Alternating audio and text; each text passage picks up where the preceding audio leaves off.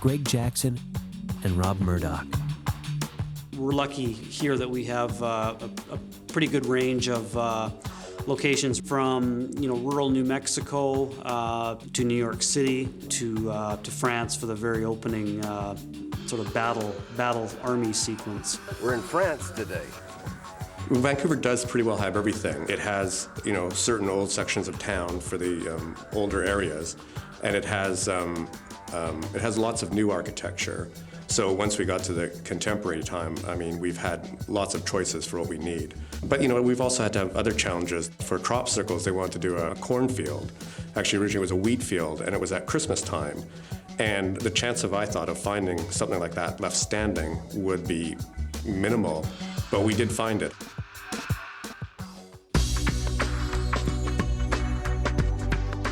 On a typical 2-hour film, the entire production process can last as long as 12 months.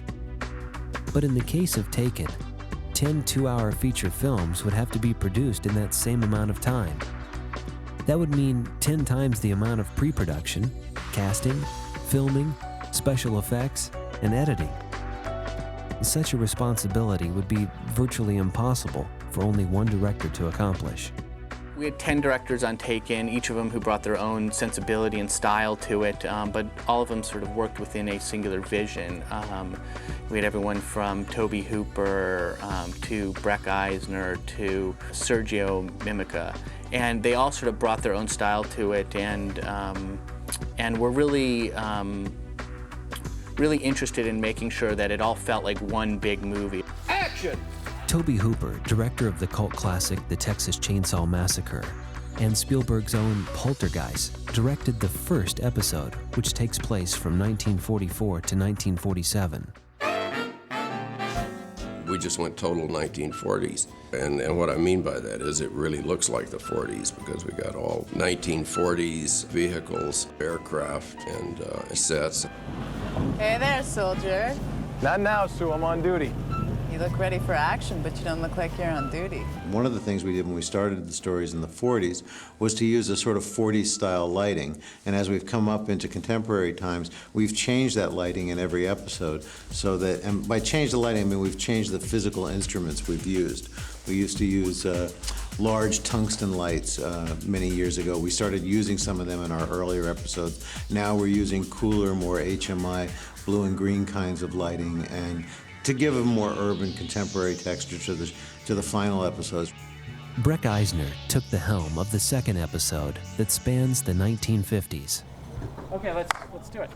So what we're trying to do is kind of give it a feeling like we're actually shooting it in the 50s. So there is a certain amount of feeling of Technicolor world that we're enhancing the colors a bit to get that Technicolor feel. Using film and lighting techniques to take viewers back in time is only part of the challenge. It's especially difficult to recreate a small Texas town in 1953 when there's a modern skyscraper next door. Actually, we're shooting right around the corner a motel from here, and we have one angle that we can shoot a motel, which looks period, and then all around it is modern buildings. So it's a real challenge to find it, and you have to frame carefully and pick your angles and, not get boxed in, but, you don't have the world to show. As soon as the Jeep pulls out, you come in.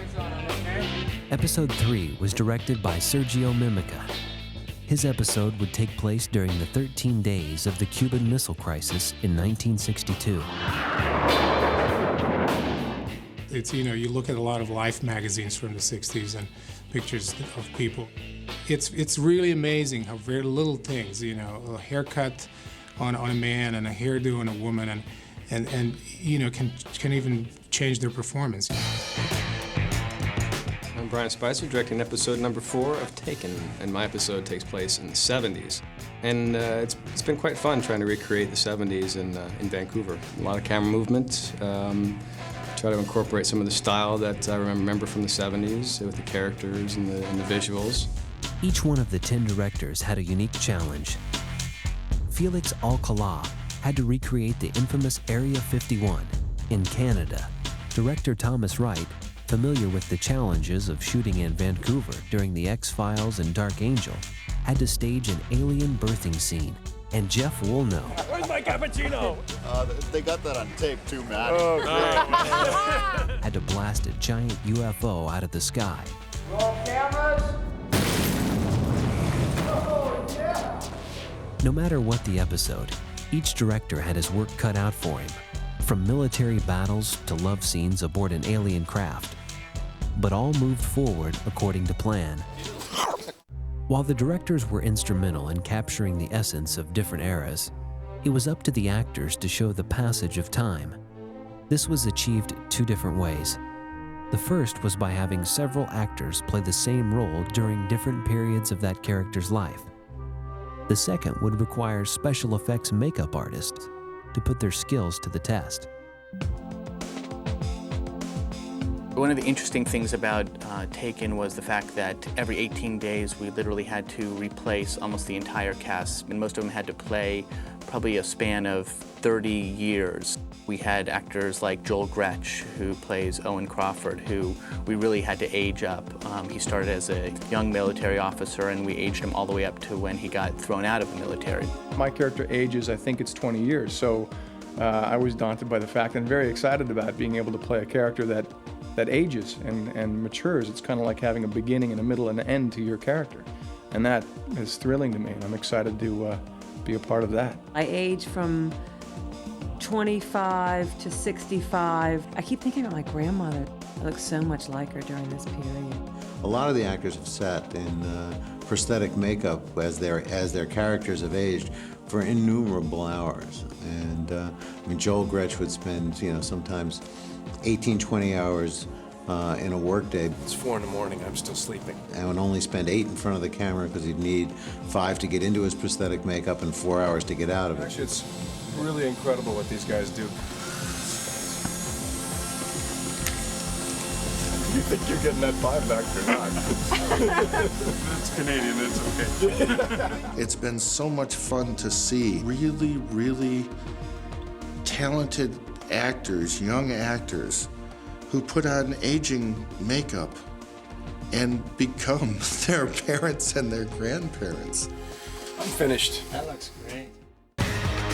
As principal photography came to an end, it was time to move on to the next step of the Taken vision, visual effects.